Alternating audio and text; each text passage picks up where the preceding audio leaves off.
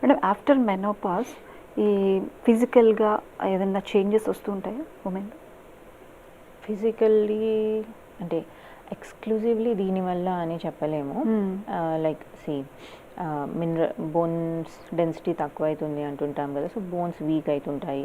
మెల్లిమెల్లిగా ఈ back bone weak అవ్వడం వల్ల బెండింగ్ పాస్చర్, స్పైన్ అనేది స్టేబుల్గా ఉండదు కదా, సో అది మెయింటైన్ చేయడానికి పోస్చర్స్ వేరే వేరే తీసుకోవడము, అట్లా ఏజింగ్ రిలేటెడ్ స్కిన్లో చేంజెస్ రావడము, స్కిన్ అంతా డ్రై అయిపోవడము, వెరీ ఈజీలీ ఫ్రెజైల్ ఉంటుంది, తొందరగా డ్రై అయిపోయి కట్ అయిపోయి ఇన్ఫెక్షన్స్ రావడము, ఇవన్నీ ఉంటాయి.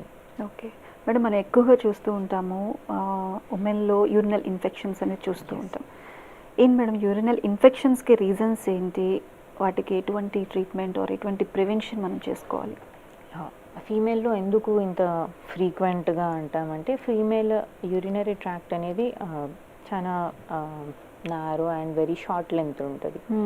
Normal urinary excretory system starts from the kidneys నుంచి బోత్ యూరేటర్స్ వస్తాయి, ఇట్లా బ్లాడర్లోకి వస్తుంది. సో ఇది ఇక్కడి వరకు నార్మల్, బోత్ మెన్ అయినా విమెన్ అయినా.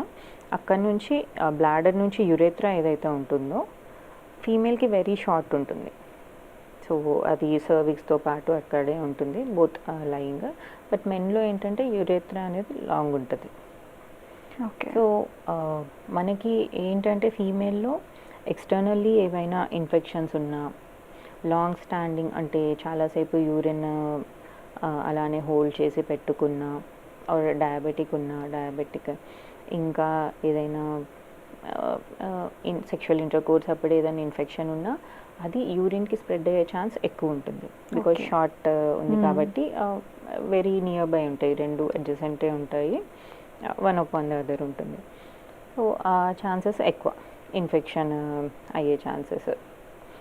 పోస్ట్ మెనోపాజల్లో ఇంకా ఏంటంటే వజైనల్ డ్రైనెస్ అని చెప్పుకున్నాం కదా, సో డ్రైనెస్ అయిపోయి కూడా ఇచ్చింగ్ అయిపోయి అది ఆ ఇన్ఫెక్షన్ అనేది యూరిన్కి స్ప్రెడ్ అయ్యే ఛాన్స్ ఇంకెక్కువ ఉంటుంది.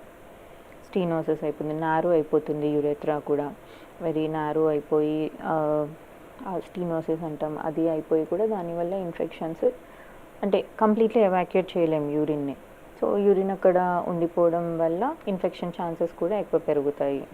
ఓకే. అండ్ సేమ్ థింగ్ ప్రెగ్నెన్సీలో కూడా యూజువల్లీ చూస్తుంటాం. ప్రెగ్నెన్సీలో ప్రెషర్ సిమ్టమ్స్, అది బేబీ పెరిగి వెయిట్ అదంతా అక్కడ అయ్యేసరికి యూరిన్ స్టాగ్నెంట్ ఉంటుంది, దానివల్ల కూడా ఇన్ఫెక్షన్స్ ఎక్కువ ఉంటాయి అప్పుడు.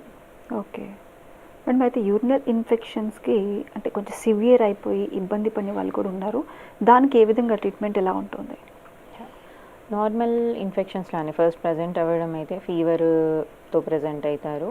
బర్నింగ్ మిక్చురేషన్ అంటే యూరిన్ కొంచెం కలర్ చేంజ్ అవుతుంది. నార్మల్లీ అసలు కలర్లెస్ ఉండాలి, ప్లెయిన్ ఉండాలి, వైట్ స్ట్రా కలర్డ్ అంటాము, అట్లానే ఉండాలి.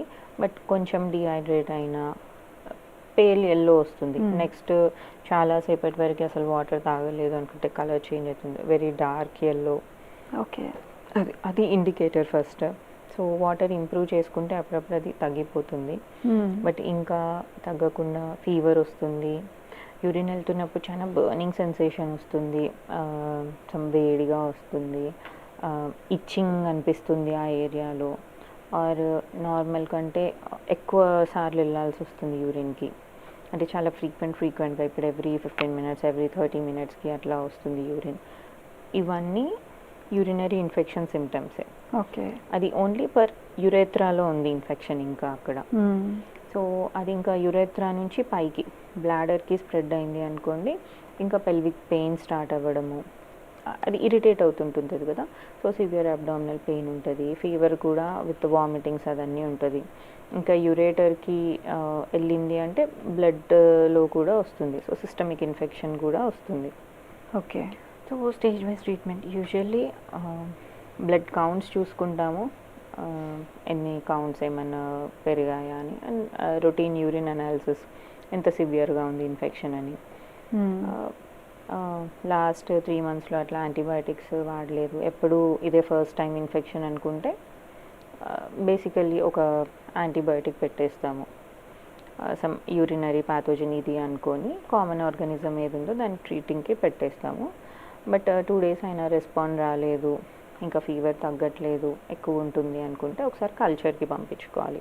ఓకే. యూరిన్ కల్చర్ చేసి ఏ ఆర్గానిజమ్స్ ఉన్నాయి, దేనికి రెసిస్టెన్స్ ఉన్నాయి, ఏ యాంటీబయాటిక్ సెన్సిటివ్ ఉన్నాయని చూసుకొని దాన్ని బట్టి ట్రీట్ చేస్తాము.